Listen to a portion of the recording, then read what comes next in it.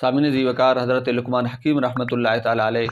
آپ فرماتے ہیں کہ 3 چیزوں کی پہچان 3 موقعوں پہ ہوتی ہے۔ سب سے پہلی بات یہ ہے کہ حلم اور بردباری کی پہچان غصے کے وقت ہوتی ہے۔ نمبر 2، شجاع اور بہادری کی پہچان میدان کارزار میں ہوتی ہے۔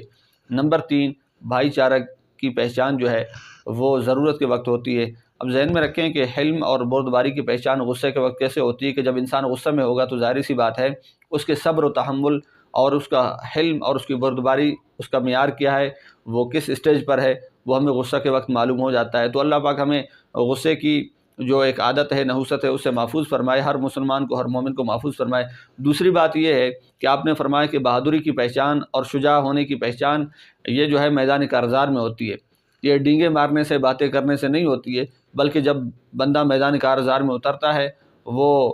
زور آزمائی کرتا ہے تو اس سے پتہ چلتا ہے کہ اس میں کتنا دم ہے۔ تیسرے نمبر پہ جو اصل میرا مقصود ہے، جس کی طرف آپ کی توجہ کرانا میرا مقصد ہے،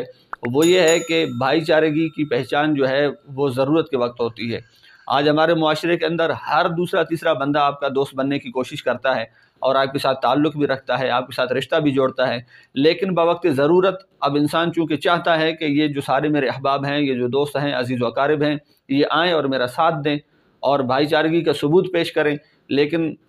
بہت ہی مشکل کے ساتھ کہنا پڑ رہا ہے کہ جب مشکل آتی ہے تو یہی سارے لوگ آپ سے کنارہ کشی اختیار کر کے دور ہو جاتے ہیں۔ بہرحال اصل میں عرض کرنے کا مقصد یہ ہے کہ چونکہ اس وقت پورے پاکستان کے اندر سردی کی ایک لہر ہے، تو آپ اپنے آس پاس نظر دوڑائیں اور دیکھیں کہ جو انسان ہیں، جانور ہیں، چاہے وہ ذی شعور ہیں یا غیر ذی شعور ہیں، آپ ان کا خیال کریں، آپ ان کے لیے گرم ملبوسات کا اہتمام کریں، سردی سے بچنے کا اہتمام کریں، اور یقیناً یہ ذہن میں رکھیں کہ اگر آپ ان لوگوں کا جو اس وقت اپنے لیے سامان سردی سے بچنے کا مہیا نہیں کر سکتے، اور آپ ان کے لیے یہ آسانی کر سکتے ہیں کہ ان کے لیے گرم ملبوسات کا اہتمام کر سکتے ہیں، سردی سے بچنے کا بندوبست کر سکتے ہیں، تو یہ ان کے لیے کریں، اور یہ ذہن میں رکھیں کہ انشاءاللہ اللہ پاک آپ کو اس کا بھرپور اجر و ثواب عطا فرمائے گا۔ اللہ پاک ہمیں اپنے مسلمان بھائیوں کی مدد کرنے کی توفیق عطا فرمائے، آمین۔